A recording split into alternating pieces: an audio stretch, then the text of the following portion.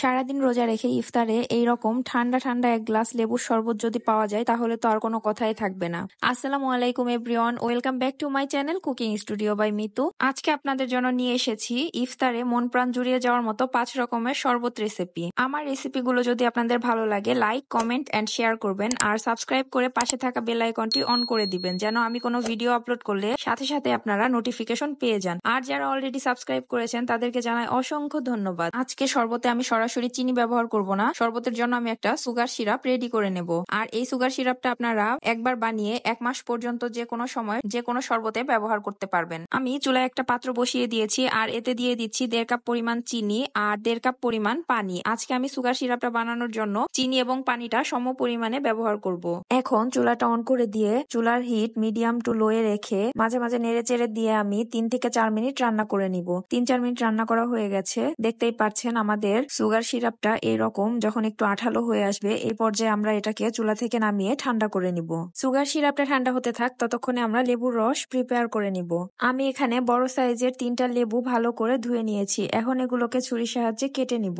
আপনারা ভিডিওতে দেখতেই পাচ্ছেন আমি লেবুগুলো কিভাবে কেটে নিচ্ছি। আপনারাও চেষ্টা করবেন ছুরি বা বটি যে কোনো কিছু দিয়ে এভাবে লেবুগুলো কেটে নিতে। এভাবে লেবুগুলো কাটলে লেবুর রস বের করা খুব সহজ হয়ে যায়। এখন আমি হাতের সাহায্যে চিপড়ে লেবুর রসটা আলাদা করে নেব। আপনারা আপনাদের ইচ্ছা মতো যে কোনো কিছু দিয়ে লেবুর রসটা আলাদা করে নিবেন। আমি লেবুগুলোকে একটা ছাঁকনির উপরে চিপড়ে নিচ্ছি, এতে করে লেবুর বীজগুলো আলাদা হয়ে যাবে আর আমরা ফ্রেশ একটা লেমন জুস পেয়ে যাব।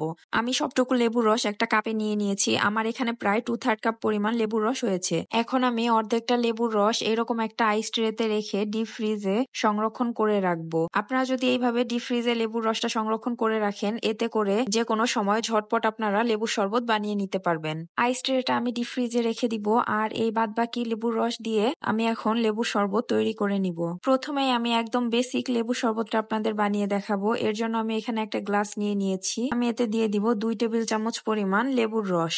আগে থেকে রেডি করে রাখা সুগার সিরাপ দিয়ে দিব 3 টেবিল চামচ পরিমাণ। আপনারা আপনাদের টেস্ট অনুযায়ী সুগার সিরাপটা বাড়িয়ে বা কমিয়ে দিতে পারবেন। এরপর আমি এখানে পর্যাপ্ত পরিমাণে বরফ ঠান্ডা পানি দিয়ে দিচ্ছি। এখানে আমি 350 ml পানি দিয়ে দিয়েছি। এখন আমি এখানে দিয়ে দিব 1 চা চামচ পরিমাণ ইসুকগুল। এখন সবকিছুকে ভালো করে একসাথে নেড়েচেড়ে মিশিয়ে নিলে আমাদের বেসিক লেবু শরবতটা একদম রেডি হয়ে যাবে। অন্যান্য শরবতগুলো বানানোর আগে আমি কিছু ইনগ্রিডিয়েন্টস রেডি করে নিব। এর জন্য আমি এখানে 1 কাপ পরিমাণ পুদিনা পাতা নিয়েছি। আমি এখানে শুধুমাত্র পুদিনার পাতাগুলো নিয়েছি, ডালপালা কিছুই নিইনি। আর আমি এখানে নিয়ে নিব 1 টেবিল চামচ পরিমাণ ধনিয়া পাতা। এখন এই দুইটাকে ভালো মতো ব্লেন্ডার করে এর রস আলাদা করে নিব। আমি অফ ক্যামেরায় ব্লেন্ডার করে নিয়েছি, দেখতেই পাচ্ছেন আমার পুদিনা পাতা আর ধনিয়া পাতার রস রেডি হয়ে গেছে। এখন আমরা আমাদের দ্বিতীয় শরবত মিন্ট লেমন জুস রেডি করে নিব।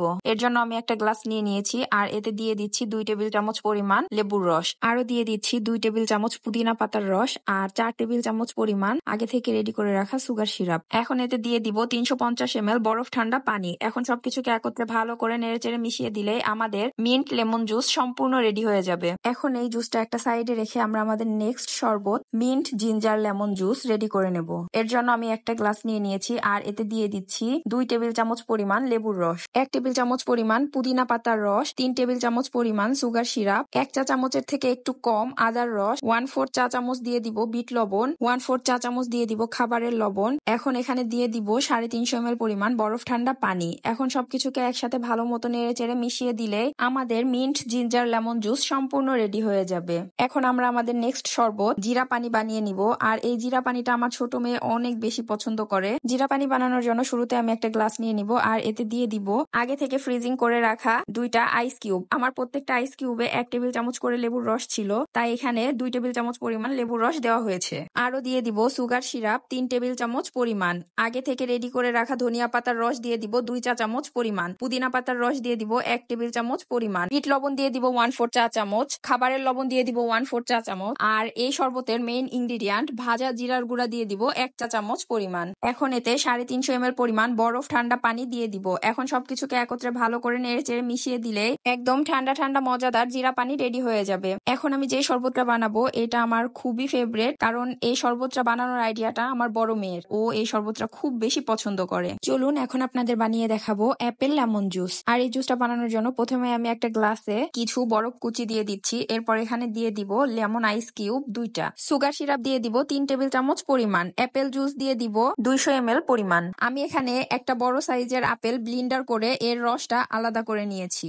এখন এতে বরফ ঠান্ডা পানি দিয়ে দিব 150 ml পরিমাণ। এখন সবকিছুকে একত্রে ভালো করে নেড়েচেড়ে মিশিয়ে দিলেই রেডি হয়ে যাবে ঠান্ডা ঠান্ডা মজাদার অ্যাপেল লেমন জুস। আলহামদুলিল্লাহ, দেখতেই পাচ্ছেন আমার সবগুলো মজাদার ঠান্ডা ঠান্ডা শরবত একদম রেডি। আর আপনারা প্রত্যেকটা শরবতের মেন ইনগ্রিডিয়েন্টস গুলো ঠিক রেখে লবণ, তারপর চিনি, এগুলো আপনারা আপনাদের টেস্ট অনুযায়ী বাড়িয়ে অথবা কমিয়ে দিতে পারবেন। আশা করছি এই রমজান মাসে ইফতারে আপনারা এই শরবতগুলো বানিয়ে খাবেন আর আমাকে কমেন্ট করে জানাবেন কেমন লাগলো। যারা যারা আমার রেসিপিগুলো দেখছেন কিন্তু এখনো আমার চ্যানেলটি সাবস্ক্রাইব করেননি, তারা প্লিজ আমার চ্যানেলটি সাবস্ক্রাইব করে দিবেন। আজকের মতো এখানেই বিদায় নিচ্ছি। নেক্সটে আবারও নতুন কোনো রেসিপি নিয়ে হাজির হয়ে যাব। ততদিন সবাই ভালো থাকবেন, সুস্থ থাকবেন, আমার জন্য দোয়া করবেন। আল্লাহ হাফেজ।